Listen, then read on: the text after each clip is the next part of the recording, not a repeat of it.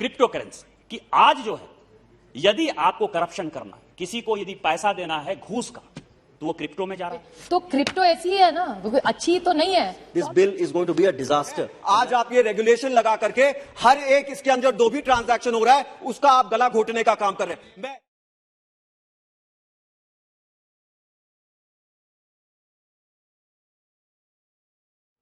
Crypto currency हमारे दिल से, और जिन्होंने उठाया इस मुद्दे को सबसे पहले शिव कुमार उदासी साहब, स्टैंडिंग कमेटी में हम लोग 2012-13 से आज क्रिप्टो करेंसी की बात हो रही है सर, आज डिजिटल करेंसी की बात होती है। इन लोगों का कैसा विजनलेस आदमी थे, मैं यही बता रहा हूं कि 2012-13 से लगातार हम क्रिप्टो करेंसी की बात करते रहे और कोई भी ऐसा गवर्नर हमारे सामने अपीयर नहीं हुआ, चाहे वो सुब्बा राव साहब हो, चाहे रघुराम राजन साहब हो, चाहे उर्जित पटेल साहब हो, या आज के वर्तमान जो गवर्नर हैं, उस वक्त सेक्रेटरी भी थे और आज गवर्नर हैं शक्तिकांत दास साहब। कोई भी ऐसे आदमी नहीं रहे जिन्होंने ये नहीं कहा कि ये जो है डार्क नेट पर चलता है, ये क्रिप्टो करेंसी जो है केवल ड्रग्स के पैसे के हवाला का एक दूसरा रूप आने वाला है और इसको रोकने का प्रयास होना चाहिए। हमारी स्टैंडिंग कमेटी की रिपोर्ट है 2013 की, कि हमने उस रिपोर्ट में जो है इस चीज का मेंशन किया कि देश का आने वाला, दुनिया का जो आने वाला खतरा है वो क्रिप्टो करेंसी है, डिजिटल करेंसी। 2013 से लेकर 2014 तक 1.5 साल जो है यूपीए की सरकार रही सर, इसके ऊपर उन्होंने कोई ध्यान नहीं दिया। आज जो सिचुएशन है वो बिल की बात करते हैं। अब बिल कब आएगा, नहीं आएगा, लीगल है, इलीगल है, इसका दूसरा सवाल है सर। लेकिन जो सिचुएशन पैदा हुआ पूरी दुनिया में जो सिचुएशन पैदा हुआ कि आज जो है, यदि आपको करप्शन करना है, किसी को यदि पैसा देना है घूस का, तो वो क्रिप्टो में जा रहा है। किसी को ड्रग्स खरीदना है वो क्रिप्टो में जा रहा है और पूरी दुनिया इससे परेशान है।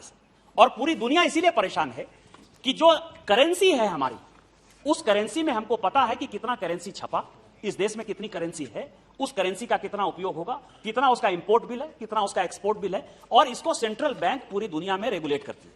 लेकिन ये जो क्रिप्टो है, इस क्रिप्टो का कौन मालिक है, ये आज तक यही पता नहीं चला।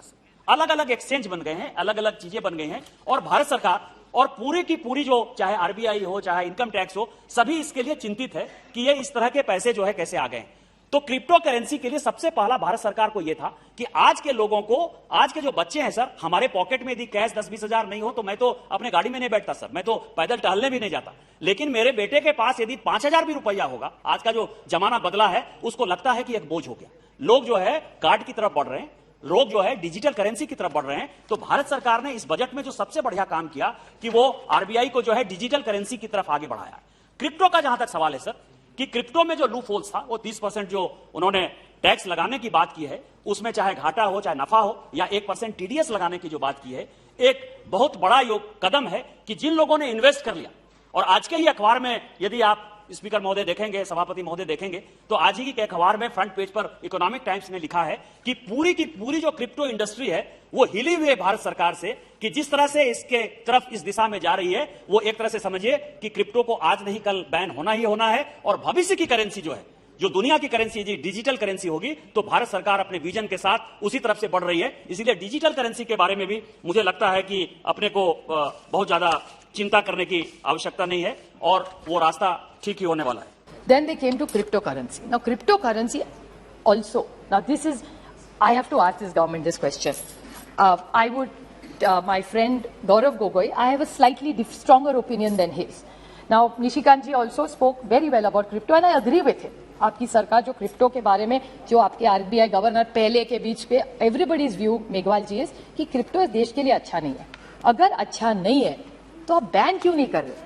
जो चीज गलत है वो बैन कर दीजिए ना। फिर आप 30% टैक्स किस हिसाब से 30% करा? जब तंबाकू पर हम बैन लगाते हैं जो सबके लिए खराब है, तो लगा दो 100% नहीं 500 उस पर टैक्स लगा दो, सिगरेट गुटखा सिप पे। तो क्रिप्टो ऐसी है ना, अच्छी तो नहीं है, तो अब तो 30% का नंबर कहां से आप पे आ गया? और निशिकांत जी कह रहे हैं ओ देश डरा हुआ है, क्रिप्टो वाले देश से डरे। 30% में आपको लगता है कोई डरा होगा? कोई नहीं डरा होगा। डार्क नेट में सब चल रहा है, तो उस पर रोक डालिए। आप इधर कंप्लीटली बैन करिए और कंप्लीट क्लैरिटी लाइए इसके ऊपर। That the government has to have a vision on crypto. Your only committee saying it is bad. आपका ही स्पीकर बोल रहा है कि ये गलत है, इसमें लोग बर्बाद हो रहे हैं, तो आप उसके लिए क्या कर रहे हैं?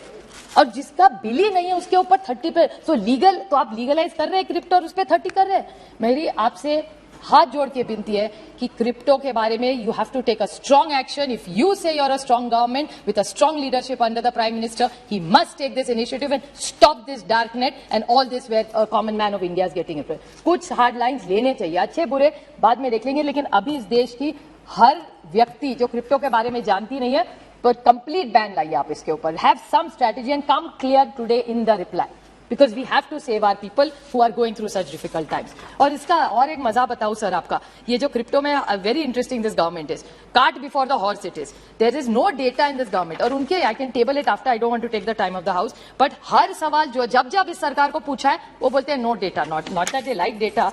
And even RBI has shown such strong, it's almost, I don't want to use, Meghwal जी आप बुरा ना माने, अभी होली खत्म हुई तो थोड़ा सा मुझे फ्रीडम दे दीजिए, लेकिन it's almost sounding, I don't like to use this word for my country which I love, it's sounding like a banana republic. कि something is not legal, उस पे आप टैक्स कर रहे हैं, फिर उसके खिलाफ बोल रहे हैं. What are you thinking about this crypto? Again, I was dismayed to hear what the Treasury benches, Mr. Nishikant Dubey, who is normally a very close friend of mine and one of the best articulate speakers on behalf of the Treasury benches today, had to say about cryptocurrency. That cryptocurrency has to be banned sooner rather than later. The government has spoken in multiple voices on this. There is rampant confusion. I'm a member of the standing committee. We have deliberated on this. We've heard expert opinion on this. Ahluwalia ji, one of the most esteemed members of that committee, was one of the most vigorous cross-examiners of people who we examined. Today, to ban cryptocurrency is the equivalent of banning the internet. It is an idea whose time has come. So I'm vastly surprised that somebody as sharp as Nishikant Dubey and Supriya Sule ji are advocating a ban in this country. What this government has in fact done by this, the notion of a sin activity, it's as though cryptocurrency dealing is something sinful. What the government has done with that is created so much confusion, and unfortunately the RBI governor, who's one of the brightest and best bureaucrats of this country, has seen, he has gone on record to say this is just hot air. So therefore, there is complete confusion. There is hot air on behalf of the RBI governor, who's in charge of issuing digital currency, so which will be equally, I think, hot air. And the government which wants to therefore tax the hot air. And the government has gone on to a 30% slab on the basis that it must be at a higher listing than equity gains, because it is some kind of sin. The 1% TDS again, lakhs of transactions taking place on a daily basis. Industry was saying, yes, you want to trace, you want to track, have it at 0.01%. Instead, the government goes on to 1%, which is 1,000 times more. So therefore, these are again, it's symptomatic of complete confusion in the minds of the government, unfortunately, as far as this is concerned. I know I don't have too much time, so therefore I would urge the government, that bill is already 1 year old, is pending. We in the Finance Standing Committee were expecting this bill to be brought to the committee last August or September. That's what we were told. It's still not ready, which means the mandarins of the Finance Ministry are totally at 6s and 7s. Therefore, I would suggest get a proper task force with professionals involved who will draft this, because otherwise this bill is going to be a disaster. And like the IBC, which has now been, or the Companies Act, which has now been amended 8 times in 6 years, this is just going to keep having to be amended. बहुत धन्यवाद. In a single stroke, the government has managed to hamper India's cryptocurrency future. While there is no clarity on actually how the government intends to regulate the space of cryptocurrency, since there is not even a draft bill, or there is a bill in front of a parliamentary committee. The finance minister has made certain changes to the regulation of virtual digital asset class that will greatly hamper India's Web 3.0 space.